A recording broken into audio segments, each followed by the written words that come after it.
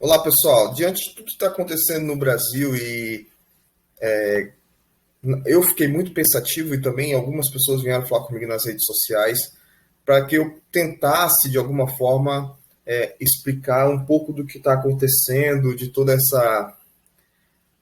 essa violência, essa questão desregulada que nós estamos tendo agora em nossa sociedade, né? Toda essa cegueira. Mas falar que está tendo agora seria um erro de análise, né? Nós sempre tivemos essa cegueira, podemos assim dizer, porque isso é um fenômeno social normal, né? O que é um fenômeno social normal? Um fenômeno social normal é aquele que é esperado, né? Normal para o senso comum é tipo, é normal, acontece, né? Para nós não, para nós que estamos na sociologia, um fenômeno social normal é aquele que acontece e sempre vai acontecer nas sociedades porque fazem parte da própria estrutura da mesma. Então, essas percepções enraizadas, fundamentalistas, radicais, elas sempre existiram e sempre vão existir porque faz parte da sociedade. O que pode acontecer em algumas formas de sociedade, algumas formas de organizações sociais, é que essas manifestações, né, de extremo pensamento, de radicalização e chegando até a violência, possam ser menores, possam ser em menor escala, acontecer menos, né, menos vezes, mas para nós que estudamos sociedade, entendemos que sempre vão acontecer. Mas hoje no Brasil, né, e aí hoje, né, mas nos últimos anos no Brasil, nós temos tido um crescente dessa radicalização, e aí a gente sempre tem que voltar para as bases reflexivas para procurar entender por que isso está acontecendo. Por mais que seja muito difícil você entender como algumas pessoas pensam em suas radicalizações ideológicas, eu penso que a gente tem que sempre voltar para os conceitos para tentar entender como isso funciona. E aí eu resolvi falar um pouco sobre ideologia e alienação, né? E aí vou explicar os conceitos e vou dizer por que eles, como eles operam em nossa sociedade, tá? Nas sociedades em geral. A grande pergunta é, por qual motivo as pessoas seguem ideologias de forma cega, né? Por que elas, mesmo com um cenário social totalmente avesso, totalmente contrário àquilo que elas poderiam afirmar, elas continuam afirmando, né? Por que nós seguimos ideologias de forma cega, né? Por que a ideologia ela nos aliena? E aí é muito interessante pensar que alienação é um conceito que tem diversas perspectivas, né, de diversos autores, mas eu vou sintetizar aqui a alienação enquanto um indivíduo destacado da sua realidade social. Então, fulano é alienado. Né? Tem gente que fala que as pessoas são alienadas porque não assistem filmes intelectuais ou ouvem funk. Isso não tem nada a ver. A pessoa pode ouvir funk, pode fazer o que ela quiser e não ser alienada, né? Porque ser alienada é quando você está destacado da sua realidade. Então você tem um indivíduo que está sofrendo uma opressão, está sofrendo uma violência e ao mesmo tempo ele está, isso é um exemplo, né? Ele está defendendo o próprio causador da violência. E por que ele faz isso? Ele faz isso por vários motivos, né? Sendo um dos motivos, desde motivos mais personalistas, né, psicológicos, mentalistas, até motivos mais sociais coletivos, né? E a grande questão assim é por que as pessoas seguem ideologia de forma cega, até mesmo ideologias que estão causando violências a elas, né? Vamos lá, eu vou explicar aqui 3 motivos rápidos e aí, se vocês lembrarem ou tiverem conhecimento de mais alguma coisa ou tiverem um exemplo, eu peço que coloque aí nos comentários do nosso vídeo, tá? Primeira coisa, socialização e ideologia, né? Existe uma relação muito forte entre socialização e ideologia. Socialização é o processo do qual nós nos formamos o que nós somos.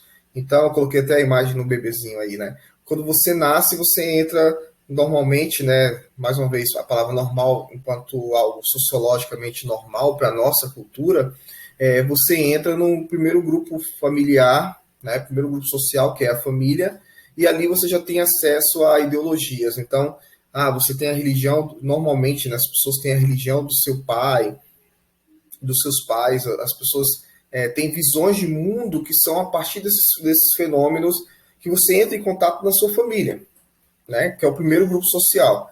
Depois tem a escola, depois tem o trabalho, depois tem diversos outros grupos sociais que você vai se inserindo. E em cada grupo social que você entra, a sua ideologia, ela tudo isso soma-se a sua ideologia, a sua visão particular de mundo, tá?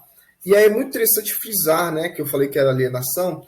Ideologia é uma visão sobre o mundo. O mundo, ele não é uniforme, o mundo não é igual. Apesar de que muita gente tem na sua cabecinha que o mundo é dessa maneira, fulano é errado, fulano é certo. A gente tem que pensar que o mundo ele é diferente do que você vê. E a sua visão desse mundo, da realidade social, até mesmo algumas pessoas questionam até a realidade natural, né? Questionam se a Terra é plana, ou questionam se a Terra é redonda, falam que ela é plana. Essa sua visão sobre a realidade social e até mesmo sobre a realidade natural é a sua ideologia, tá? E aí, voltando, a sua ideologia ela é formada por esses processos de socialização. Eu sempre ensino usando a cebola, né? São as camadas da cebola. A cebola vai crescendo, as camadas vão sendo formadas, e você é uma cebola que pensa que... Você não, né? Todos nós somos cebolas que achamos que o mundo é do jeito que você pensa, né? Que é as suas camadas, as suas visões do mundo são a realidade. E não são, tá? Então, primeira coisa, a nossa socialização, ou seja, a nossa forma de se transformar em um ser social, forma a nossa ideologia. Segundo ponto, comportamento de grupo e de massa. O ser humano, vocês já ouviram isso, né? Inclusive de pessoas que defendem que defenderam, né? Ou defendem o não isolamento, né? O ser humano é um grupo, o ser humano é um ser social. Isso é padrão, tá certo, quem afirma isso, mas utiliza essa frase muito deslocada do contexto para poder justificar que nós temos que estar juntos, né? Enfim, quem tem que estar junto, fazendo aglomeração e festinha no meio de uma pandemia que mata pessoas, tem que repensar a sua humanidade, né? Qual é a humanidade que você defende? Tá? Então, mas enfim, voltando. Nós somos seres sociais. Isso é fato, não tem para onde correr. E temos a tendência a nos agrupar com indivíduos que pensam parecido com a gente. Então, você chama para sua casa aquelas pessoas que pensam parecido com você, talvez em não todos os aspectos, não tem uma ideologia 100% igual à sua, mas que tem alguns aspectos semelhantes. Então, por exemplo, eu tenho amigos que são de espectros políticos diferentes do meu, né? Mas eles defendem democracia, defendem liberdade, defendem uma sociedade melhor, né? São pais de família, né? Querem criar bem seus filhos, apostam na ciência. Então, essas coisas em comum das nossas ideologias nos aproximam, né? Então, o ser humano ele tende a agir de forma a se organizar em grupos, né? Normalmente, amigos, igreja, trabalho, né? No trabalho, você tem uma grande empresa, você vai ter ali os grupinhos, né? Às vezes, a equipe que trabalha junto não é o grupo. Então, você vai ter uma equipe que trabalha junto no setor, mas tem um grupo que se reúne todo almoço, por exemplo, né? Isso é um comportamento de grupo, de associação. Quando nós falamos de comportamento de massas, que é outra coisa, é quando você tem uma ideia organizando pessoas, tá? Então, quando uma ideologia ela é muito forte, ou um aspecto da ideologia ela é muito forte, ela vai aglomerar pessoas. E aí as pessoas vão agir respondendo a esse aspecto. Então, eu sou, um exemplo, a favor da liberação de armas para todo mundo, né? Isso é um aspecto ideológico, e você vai lá e as pessoas que acreditam nisso começam a se aglomerar. E as redes sociais facilitaram muito isso, né? Então, nós temos outra coisa que reforça o pensamento ideológico é que nós nos agrupamos com pessoas que pensam parecido com a gente. E aí, conversando com pessoas que pensam parecido com a gente tende a reforçar a nossa ideologia. Imagina, eu acredito numa coisa e só converso com pessoas que acreditam na mesma coisa. É claro que a gente vai ter um número maior de informações sobre esse tópico que vai reforçar a minha crença.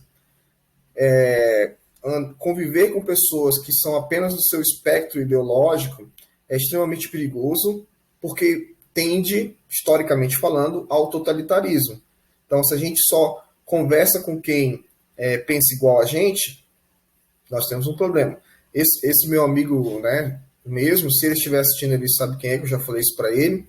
Ele é uma pessoa que, quando eu estou em dúvida da minha perspectiva ideológica, ainda mais quando a gente fala de ciência, de sociedade, ele tem uma formação, que eu não vou dizer qual é, eu sempre procuro ele, né? E ele vai dar uma visão, claro, da ideologia dele, da ciência que ele estuda, e isso vai me dar um contraponto, né?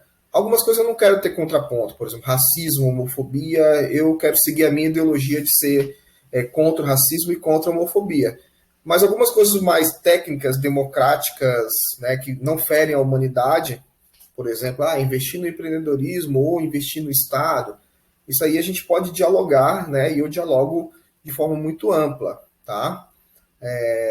Inclusive escrevo sobre isso e tal, então não tem problema. Algumas coisas eu não discuto, eu penso que com aqueles que têm ideologias que pretendem matar pessoas, eu não devo dialogar com essas ideologias, mas aquelas ideologias técnicas, né, são técnicas mesmo, políticas e técnicas, a gente tende e temos que dialogar sim, né? E por último aqui, 3 tópicos, né, que reforçam a ideologia. A ideologia, ela causa em todos nós, principalmente aqueles que têm menor acesso aos conhecimentos e às ideias sociais, causa em nós uma coisa chamada síndrome de Adão. O que é a síndrome de Adão? É a ideia que eu criei algo, né? Até coloquei aí, né, uma frase muito utilizada pelos caras que organizam podcast no Brasil. Toda vez que eles vão falar uma besteira, eu ia falar outra palavra, toda vez que eles vão falar uma besteira, eles usam eu acho, meu pensamento eu acredito que, né? Todo mundo pensa que essas palavras, eu acho, meu pensamento, eu acredito, mas poderia, essas palavras, elas te dão licença poética para ser imbecil, né? Para falar besteira, sabendo você que aquela besteira que você fala é ouvida por adolescentes, por pessoas que não têm filtro ideológico, né? E que vai influenciar as pessoas a pensar, e você fica feliz quando isso acontece.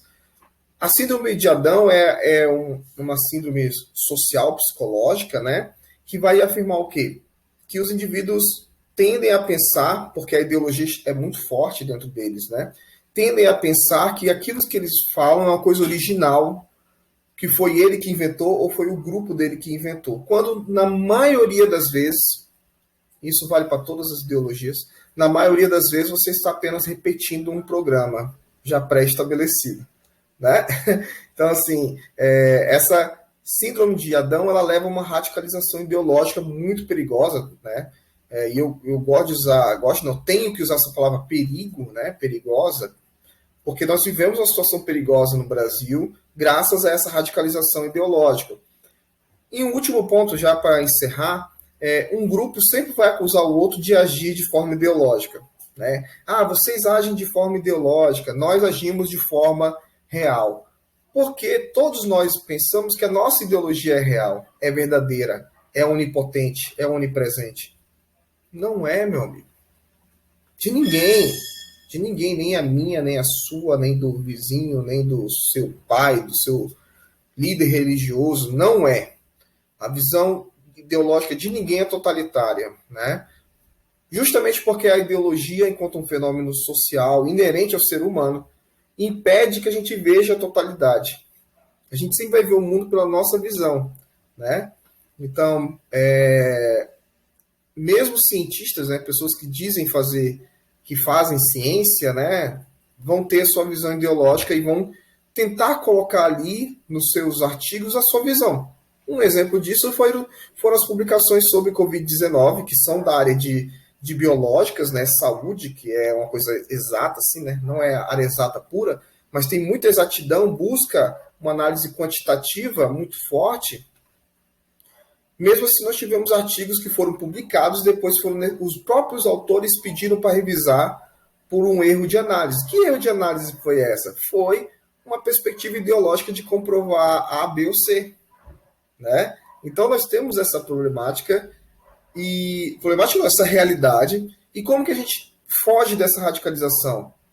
Diálogo. Diálogo com autores, diálogo com pessoas, mas infelizmente no Brasil hoje nós caminhamos para outros movimentos, outros caminhos que não são do diálogo, e sim da ruptura e da violência. Então é isso, espero ter respondido todo mundo que mandou mensagem para mim, e eu espero que eu tenha respondido também na minha cabeça. Até a próxima, obrigado.